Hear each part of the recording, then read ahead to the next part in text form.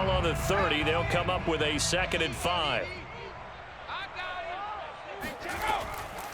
And they'll run on the inside handoff. Trying to bounce it outside, but he's only able to get it back to the line of scrimmage.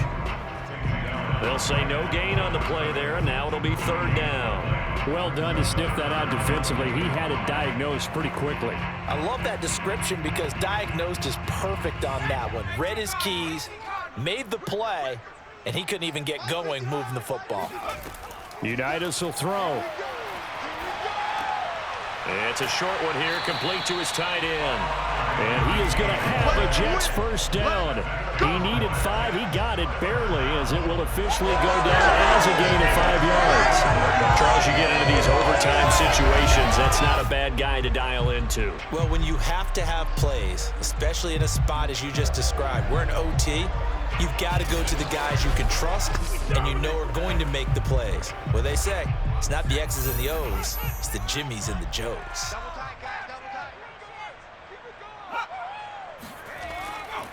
On first down, McNeil. And he's going to get a solid gain of 9 before being brought down. 2nd and right at a yard. That's a really nice job by them picking up the run blitz and detecting it and blocking it and turning it into a nice run. And a lot of times you think if you blitz a running play, you're going to smother it.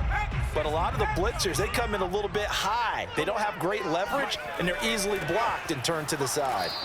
And running room scarce here. He's going to be stopped in his tracks at the line of scrimmage. They'll say no gain on the play, so it was looking good, but nothing there, and now it's 3rd down and inches. Here comes a big one now in overtime. This is 3rd and inches.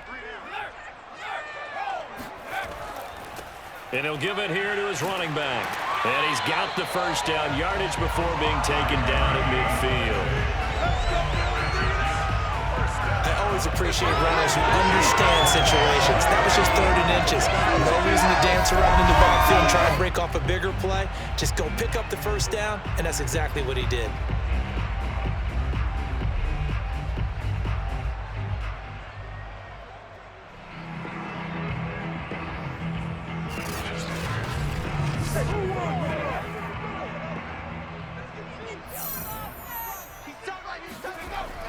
They'll run on first down. McNeil, and he'll be taken down at the 44-yard line. 78 yards rushing for him now as he was just trying to will his guys to an overtime victory. And when you get good yardage like that on first down, it really does a whole lot of good for your entire offense. But I love the way he's finishing those runs. At the end of things, he's making sure he gets just a little bit extra. From the 44, Unitas. Oh, he's got a man wide open, complete. And he's got another first down as he's brought down at the Dolphins' 34-yard line. Shaping up to be a very efficient opening drive here in overtime. And can you feel the tension building?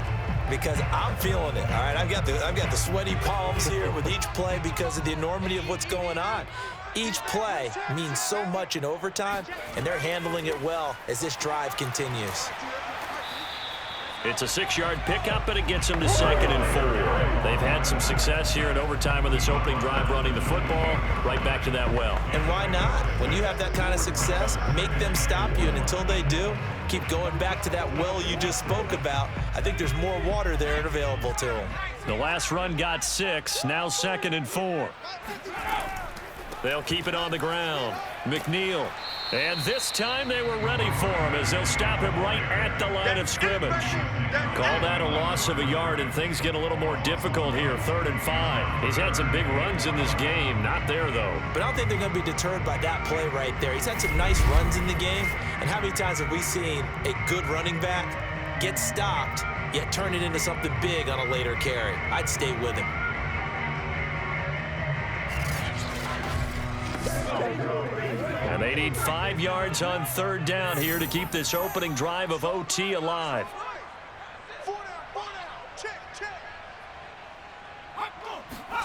Looking to throw, Unitas.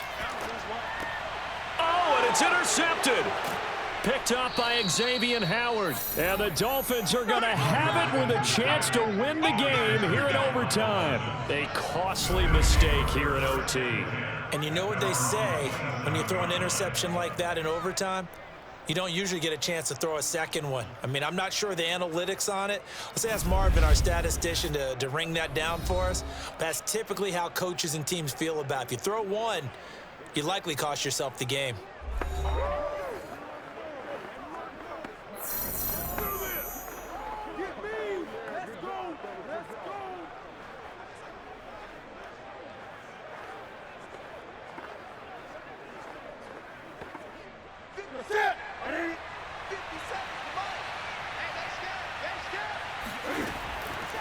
Now a handoff here to his running back. Just a yard on the pickup there, and it'll bring up a 2nd and 9. Yeah, things were pretty stacked up there in the middle of the line. A lot of bodies, not much space. I think ultimately he was fortunate to get anything out of that run.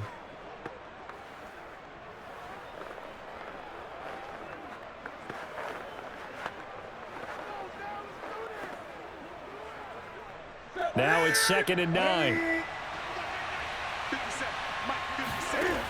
Now Newton with his first throw in OT. And that's into the hands of Gesicki. That catch good for only a yard, and it'll be 3rd down. As a defense, you're more balanced when you're in zone coverage because you're able to keep your eyes on the quarterback and see the play develop in front of you. They're able to keep the quick pass in front of them and stop it right at the line of scrimmage. The Jets will bring in a nickel set as they try to stop this 3rd down. Now hold everything here. We're going to get a timeout by the offense. They'll be down to just 1 remaining as we step aside here in overtime.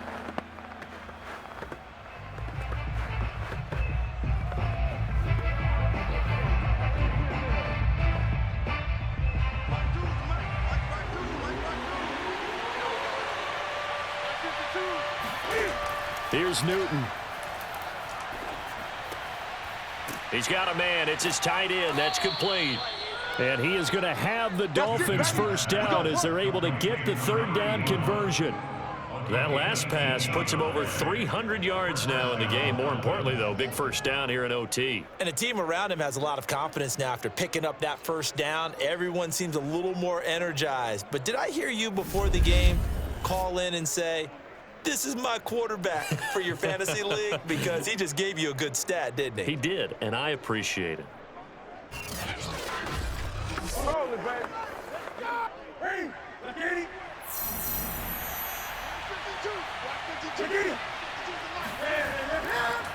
And to give this time to the tailback. And they're well past midfield, just a yard or 2 shy of the 40. Bring it! Now the offense will burn their 3rd and final timeout. It'll be their 2nd and final timeout, remember, here in overtime. We'll be back.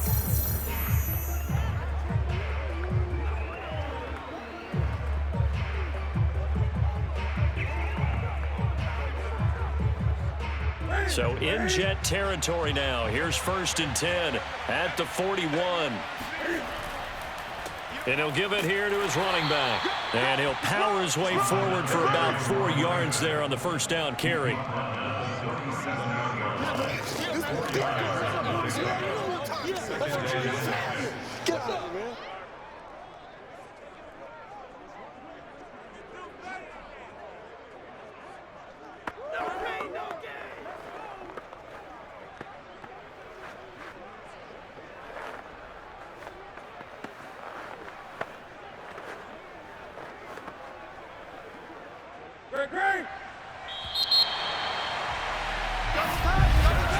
So the OT clock hits 0, and we're still not done. We'll switch sides and need at least 1 more OT to decide it after this.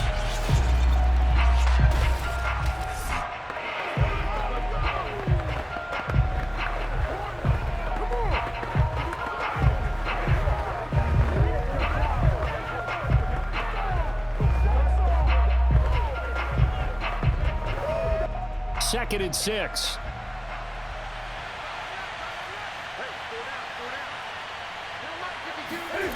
To throw is Newton. Oh, there's that man again. It's complete. And that's going to be another first down as the tackle made at the Jets' 19. A lot of efficiency here on this drive. Heck, this may be their best drive of the game. Yeah, if they'd moved it like this throughout the entire game, we probably wouldn't be here in overtime. But right now, what you just said was the key word, efficiency. Taking care of the ball, move it downfield, get themselves in a position to score and win this game. So here's a 1st and 10 now, down inside the 20. From the red zone now, Newton. Cam fighting. He lost the football. It's out. And it's scooped up by the Jets. And they will take over at the 26-yard line. And a costly mistake. Coaches talk so much about ball security, and in overtime, so paramount. Partner, do you ever wonder if maybe they talk about it too much? Too much, yeah. It doesn't seem like you can, but maybe by discussing it time and time again, and you know they overemphasized it here, it almost became self-fulfilling. And any points beat them here. Field goal or a touchdown now.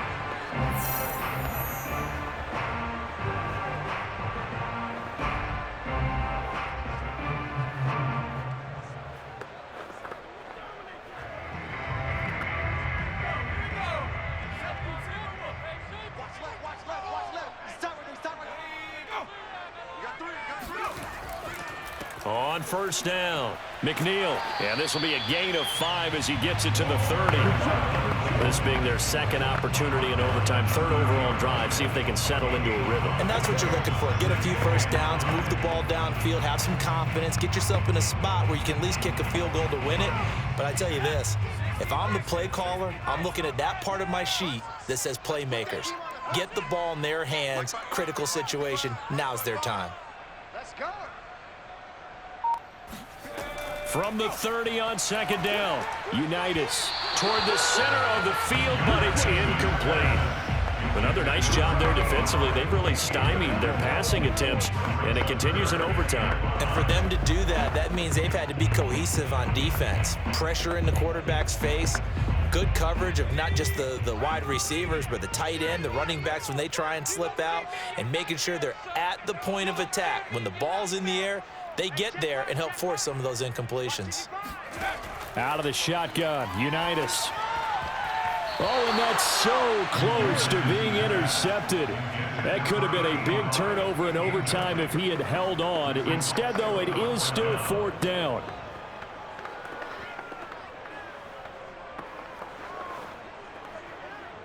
Here's the Jets punter now. And in double overtime, this needs to be a good one.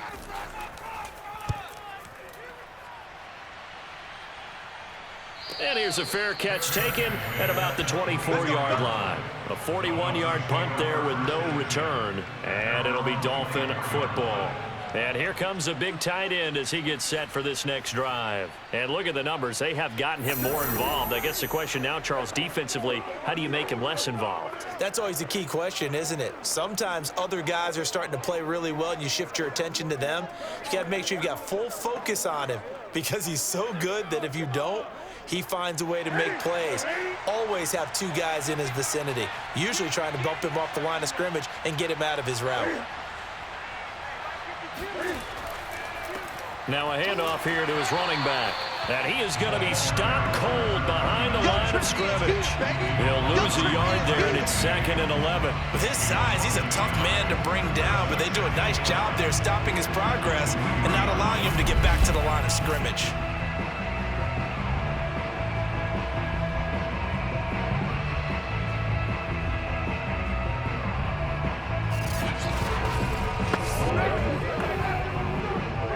Of a yard there to start out. That leads to a 2nd and 11. Here's Newton. It's a slant to Hill. So the pitch and catch good for 11. And that's going to make it 3rd down and less than a yard. And with that last play, he's now up over that 300-yard mark. And in today's NFL, it almost feels routine. And I hate that when you talk about a 300-yard passing game. To me, 300 yards still signifies excellence, and he's achieved that in this performance.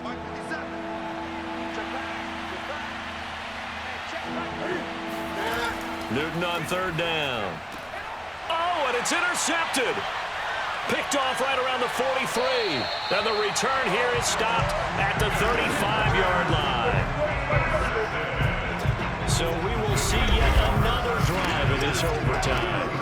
For whatever reason, neither team able to finish this game off. I know that the first thought is, does anyone really want to win it? But I think that they both desperately want to win it, and sometimes you force things, and that leads to errors. Well, it's out there for the taking. We'll see who can do it.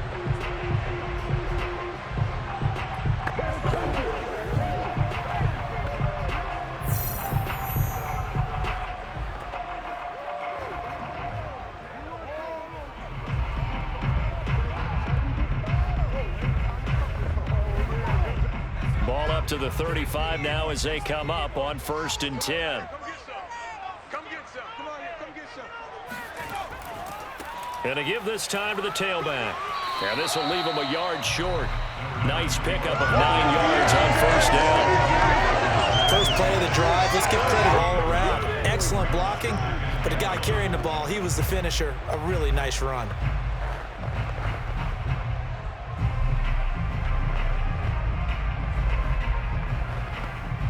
The last run got 9. That leaves him with 2nd and a yard.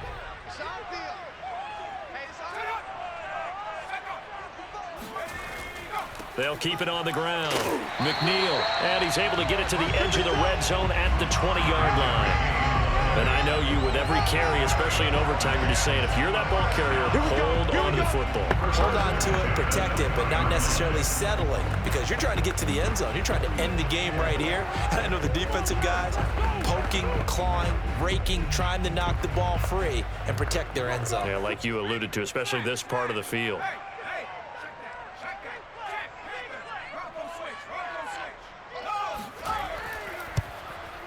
And he got it. The kick is good. In overtime, he's able to split the uprights. And with that, they take the lead here, 20-17. So a good kick there, and they put the bow tie on it with 3 points. And let's face it, everybody wants a touchdown. We know that. But in the NFL, defenses are awfully good. You're not going to score each and every time. Be able to knock the ball through the post and take the 3. By the way, I said bow tie. I meant just bow. Not the tie, but yeah. Either way. You got it. I just went right past it. And, Charles, I think when the schedule comes out, all teams, no matter where they're predicted to finish, talk about protecting your home turf. They were able to do that here in this one. Similar to a tennis match, right? Not letting them break your serve. That way you hold on to it. They got it done, and they feel very good about that victory.